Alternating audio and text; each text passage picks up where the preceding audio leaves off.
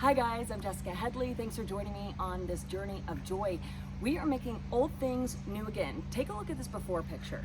Our sweet neighbor was getting rid of it and said, would you guys like this? It was rusting terribly, black on the base, and I just thought it had so much character with the tiles on it, so I had to give it a shot. So this is the finished product after much cleaning and repair, but how did we get there without too much effort? Let me show you. How did I get it cleaned? Well, first I mixed a little bit of baking soda, just your typical grocery store baking soda, with a little bit of water. So you want to create a little bit of paste on some of those brown spots, like say right here. Okay, we're gonna let this dry. You can get an old toothbrush, just scrub it on some of those spots. We're gonna leave that baby there. And then of course, this wasn't strong enough to get off some of the stuff. So I'm gonna set this aside. I ended up combining some vinegar, just household vinegar, with water and a spray can.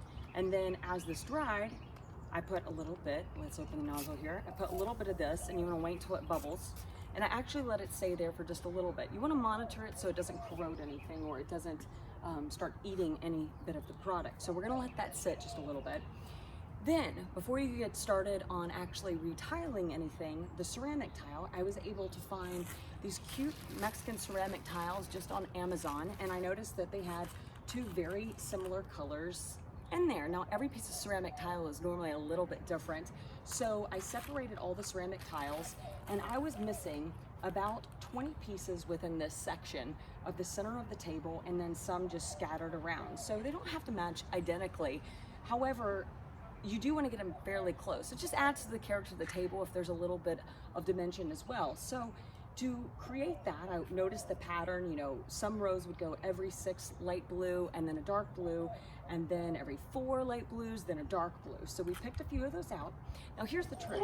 Make sure that you get the right glue. You want to glue these ceramic tiles down first. I made the mistake of buying a Gorilla Glue, the original Gorilla Glue, and it expanded and so you can see the glue all popping up. You want something that's not really going to expand and something that works extremely well with ceramics. So this happens to just be Caliber Super Glue Liquid. So it works on ceramics, glass, metal, and what's underneath here and what we're gluing this to is some of it's metal, some of it is actually just the grout. So you want to make sure that it's somewhat of an all-purpose heavy-duty glue. You're going to glue each of those guys down. You're going to wait for those to dry. I made the mistake of trying to put on the grout and fill up the cracks a little too early, so make sure you let those puppies dry. Then you're going to get some white grout if your table looks like this, or let's say they also have gray grout. They have a lot of different colors depending on whether you're making this from scratch or you're trying to make something old new again. Then you are going to do, let's see, I see a little bit of a hole right here. So on your first try, you're not always going to get it perfect. So we are going to add just a little bit of grout in these two areas.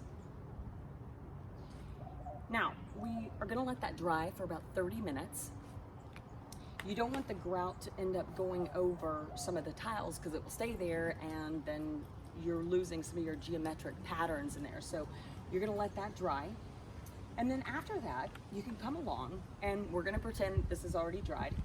And you can scrape off. Now, if you have a real scraper, then you can use that. My husband certainly does. However, for time reasons, we're going to use this old trusty screwdriver. Make sure if you borrow your friends or your husband's, it's one they don't really care about. I found that this is a little more precise of a tool for these smaller ceramic tools.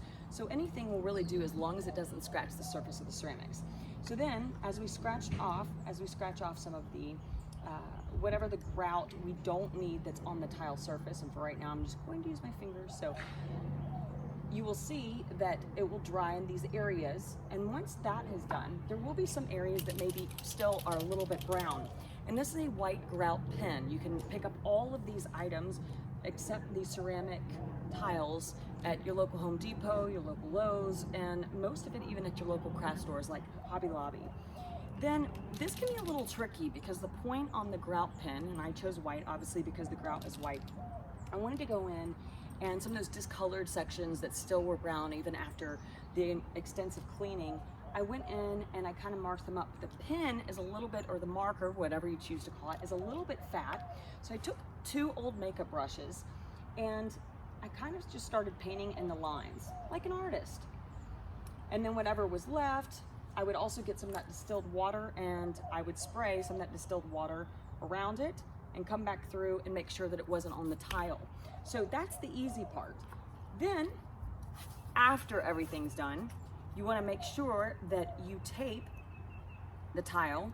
And I also took newspaper and spread it across this table, just to make sure that as I spray painted the black legs down here, that I would not have any issues with the paint also then covering up the table. So I'm going right along the lines of where this table should be sprayed.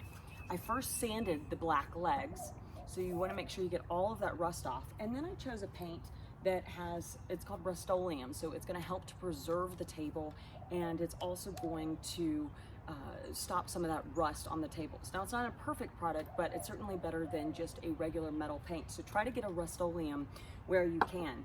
And then we just spray painted this bad boy. And then after that, and once I had my table as I wanted, I actually took a clear Rustoleum and I sprayed it over the top of my ceramic tiles because I wanted to work against the weathering and the rusting that was happening also in between some of these tiles.